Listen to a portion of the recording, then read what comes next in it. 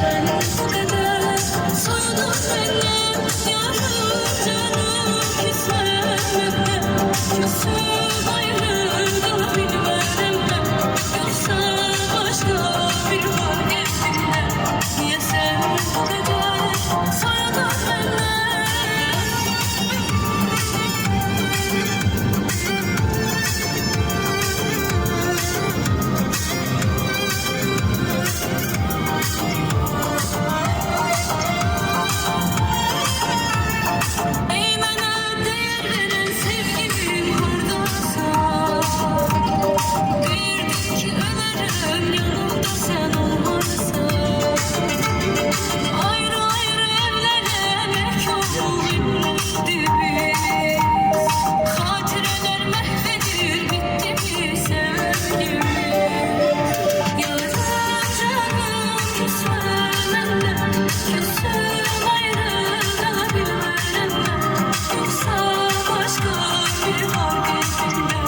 Yes, I'm